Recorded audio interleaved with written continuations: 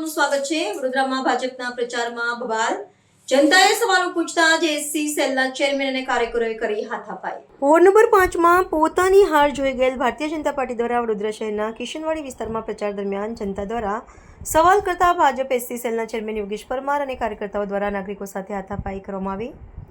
પ્રચારમાં પૂર્વ સ્થાયી કમિટીના ચેરમેન ડોક્ટર હિતેન્દ્રભાઈ પટેલ પણ ઉપસ્થિત રહ્યા હતા। એમના નજરોની સામે હાથાપાઈનો બનાવ બનેલ અને હિતેન્દ્રભાઈ કશું જ બોલ્યા નથી। એમાં બીજેપી સરકારની દાદાગીરી કહેવાય કે પછી પ્રચાર। આજના દિવસનો વિષય એવો છે કે અમારા વોર્ડ નંબર 5 આજવા રોડ કિશનવાડીમાં જે તે ફેરની નીકળી હતી અને જે ફેરની ફરવામાં આવતી હતી એ ફેરની અંદર 5 થી 6 વાગે જે ફેરની નીકળી હતી એના અંદર મારા પ્રશ્ન એક જ હતા કે આપણા જે વિસ્તારના જે ડમ્પિંગ યાર્ડ છે પછી કિશનવાડીમાં પાણી નથી આવતું, રોડ રસ્તા ગટરોના પ્રોબ્લેમ છે। આની રજૂઆત મારી ચાલતી હતી હિતેન્દ્રભાઈ ડૉક્ટર જોડે। એ મારી જે રજૂઆત 1 to 1 ચાલતી હતી એના અંદર યોગેશ પરમાર કરીને છે, પછી બીજા 2-3 જણ ડાયરેક્ટ મારા પર હાથાપાઈ કરી। એટલે મારો વિષય મેં એક જ કહ્યું કે આ સાચા લોકતંત્રમાં આવી ખરેખર દાદાગીરી હોઈ શકે છે। મારો વિષય એક જ છે અને જે આપણે વિસ્તારના પ્રશ્નને લઈને અમે રજૂઆત કરતા હોય, દોડતા હોય, અમારું એક જાગૃત નાગરિક સંગઠન બનાવ્યું છે। અમે ડમ્પિંગ યાર્ડની આજે 6 મહિના 8 મહિનાથી રજૂઆત કરી ચૂક્યા હતા કે જે ત્યાં ડમ્પિંગ યાર્ડ છે તમે હટાવો। અમે શીતલ મિસ્ત્રીને રજૂઆત કરવા ગયા તો શીતલ મિસ્ત્રીએ એવું કીધું કે હિતેન્દ્રભાઈ પટેલ લાયા હતા તો તમે તે એમને જઈને કહો। એ પણ અમે રજૂઆત કરી, પછી કલેક્ટર, કમિશનર બધી જગ્યાએ રજૂઆત કરી, પણ આનું કોઈ નિર્ણય આવ્યો, નિરાકરણ આવ્યું નહીં। છેવટે અમારે આજે એ જ પ્રશ્ન વિસ્તારના બધા ભેગા થઈને અમે એ રજૂ કરતા હતા। એ રજૂ કરતાની અંદર મારા પર હાથાપાઈ થઈ ગઈ અને મને એક જ વિષય કહેવામાં આવ્યો કે જે ભાઈ તને પછી જોઈ લઈશું અમે। એટલે જોઈ લઈશું એટલે આ રીતે ખરેખર સત્તા ભોગવવાની હોય છે, આ રીતે રાજકારણ ચાલતું હોય છે। પબ્લિકનો પ્રશ્ન જ પબ્લિક જવાબ આપી શકે છે, પ્રશ્ન કરી શકે છે। આ રીતે મારા જોડે હાથાપાઈ થઈ અને જે કંઈક જવાબદારી હું એક જ વિષયમાં કહેવામાં આવ્યું કે જે કંઈ મારી ફેમિલીને કે મારા વિસ્તારમાં કોઈને કંઈક આ અડચણ થાય તે બધી જવાબદારી ભાજપની રહેશે।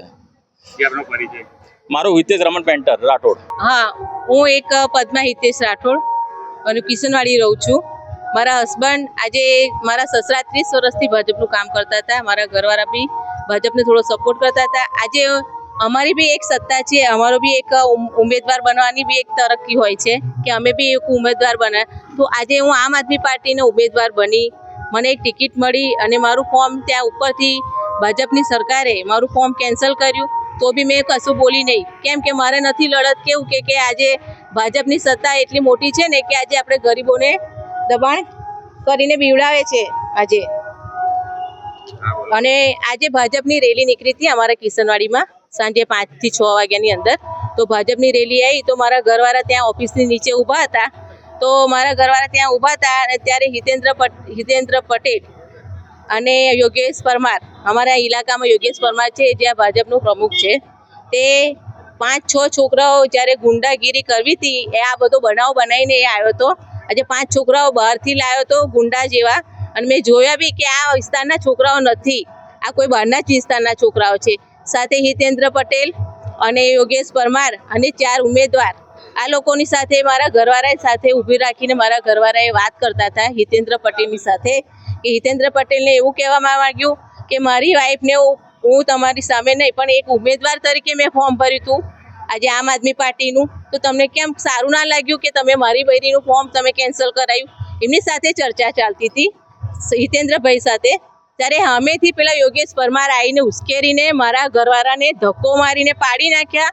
એની ફેટ પકડીને આજે 5 ગુંડાઓએ થઈને અને યોગેશ પરમારે થઈને મારા ઘરવાળાને હાથ ઉપાડ્યો અને મારા ઘરવાળા પર હુમલો કર્યો અને પ્લસ કે હું એકલી પડી ગઈ અને મારા ઘરવાળાને એ લોકો મારવા માટે સ્પેશિયલ આવ્યા હતા।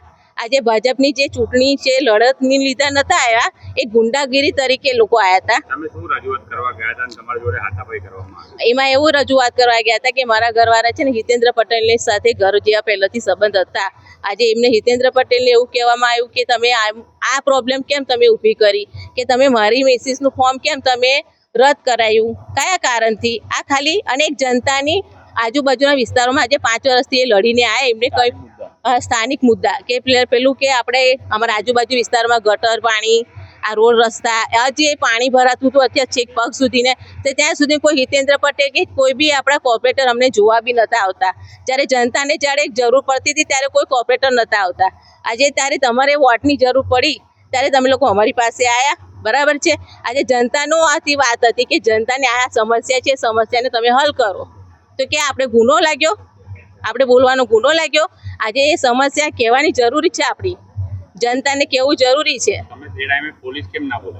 એ ટાઈમે એટલી બધી બબાલ થઈ હતી કે સર મેં છે ને મને એટલી બધી બીક ઘૂસી ગયેલી કે હું એકલી પડી ગઈ અને મારા ઘરવાળા એકલા પડી ગયા. અને અમારા આજુબાજુના વિસ્તારના લોકો બધા લેડીઝોએ અમને સપોર્ટ કર્યો અને અમને ધાક ધમકી એવી કરવામાં આવી કે જે કરવું એ કરી લેજે, હું આગળ તને બતાવીશ. એટલે આજે એટલું વિચારવા જેવું છે કે આજે મારા ઘરે આવીને 5 ગુંડાઓને લઈને મારા ઘરવાળાને હાથ ઉપાડ્યો, તો એની કાલ ઉઠીને મારા ઘરવાળાને કઈ પ્રોબ્લેમ થઈ કે મને કઈ પ્રોબ્લેમ થઈ કે મારા છોકરાઓને બી કઈ પ્રોબ્લેમ થઈ મારા ઘરે, તો વિસ્તારના આજુબાજુના કોઈ બી પ્રોબ્લેમ થઈ એની જવાબદારી યોગેશ પરમાર અને ભાજપના કાર્યકર્તા હિતેન્દ્ર પટેલ ને 4 ઉમેદવારોની થશે.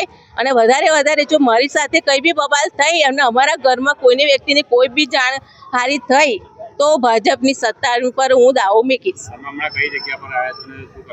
આજે બાપોદ પોલીસ સ્ટેશનમાં આવી છું. અત્યારે હું મારા ઘરવાળાને આ મારવાની ધમકી આપી છે, મારા ઘરવાળાને માર્યા છે, એના કારણથી હું FRI મને જાણ કરવા માટે આવી છું. તમારા જણાવ્યા અનુસાર ટિકિટ ભાજપે કેન્સલ કરાય એના તમારી પાસે કોઈ પુરાવા ખરા? આજે પુરાવા સર એવો છે કે પુરાવાની વાત નથી, પૂછપરછ કેવું છે કે આપણે ખબર પડી જ જાય કે આપણે વ્યક્તિ કોણે આપણે ફોર્મ કેન્સલ કર્યું. એટલે સામે આપણી ભાજપે જ કેન્સલ કરવામાં આવ્યું છે ફોર્મ. મીડિયાની સામે બોલી રહ્યા છો, જે બી આક્ષેપ મૂકશો એ સત્તાવાર પુરાવા બી આપવા પડશે, એટલા માટે પૂછ્યું. એટલે એમ કહું છું કે જ્યારે હું આમ આદમી પાર્ટીમાં હું ઊભી રહી સર, બરાબર છે કે આજે આમ આદમી પાર્ટીમાં ઊભી રહી એટલે કોઈને બી સારું ના લાગે. બની શકે આ કોંગ્રેસ બી કરી શકે છે, ભાજપ હા એ વાત તો સાચી છે, કોઈ અપક્ષમાંથી પણ કરી શકે છે. તમે પણ એવું કહેવામાં આવે છે કે ના એવું નથી કહેતી સર, પણ હું એમ કહું છું કે જ્યારે ભાજપનું ફોર્મ કેન્સલ કરવામાં આવ્યું બરાબર છે, પણ તમે જ્યારે ફેરી મારવા આવ્યા મારી પોળમાં તો તમારે હક નથી કોઈને મારવાનો. તમારો હક એવો છે કે તમારે પ્રણામ કરીને તમારે વોટ માંગવાનો હતો. આ દાવો કરી શકો છો ભાજપ સામે કે જે મારઝોડ કરી છે એ ખોટી છે, પણ તમે જો અગર આ દાવો કરતા હોય કે એમને અગર તમારી ટિકિટ કેન્સલ કરાય છે તો એના પાસે તમારા પુરાવા છે? ટિકિટ કેન્સલ સર, મારા ટિકિટની વાત એ છે કે ટિકિટ કેન્સલ કરાઈ એ તો હું તમને કહું છું કે હું જાણું છું કે મારી ટિકિટ કોને કેન્સલ કરાઈ, બરાબર છે સર. અને સ્થાનિક મુદ્દા એ છે કે મારા ઘરવાળા છે ને આજે સંગઠન કચરા ડમ્પિંગ એટલે ગજરામાંથી 4 રસ્તા કરીને અમારું કચરાનું બહુ મોટું ડમ્પિંગનું ચાલે છે, એ કચરા હટાવવા માટે લડત લડતા હતા મારા ઘરવાળા, બરાબર છે. એની ટિકિટ કેન્સલ કરવામાં નામ તો હું સર આપીશ તો પછી હું તમને પછી કહીશ સર. પણ અત્યારે જે લડત લડવા આવી છું કે મારી એટલી જ માંગણી છે કે આ ભાજપની સરકાર આજે અમારા એરિયામાં ભાજપની રેલી નીકળી તો એ લોકોને જ્યારે વોટની જરૂર હતી તો શાંતિથી વાત કરવી જોઈએ, તો તમે ગુંડાગીરી કેમ કરીને બતાવો છો? આજે ગુંડાગીરી કરીને ગયા છે, પ્લસ કે મારા ઘરવાળા પર હાથ ઉપાડ્યો છે અને મારા ઘરવાળાને માર્યા છે અને હું ઉંદર વચ્ચે પડી તો મારી પર બી હાથ ઉપાડવામાં આવ્યો છે. મારો પરિચય પદ્મા હિતેશ રાઠોડ.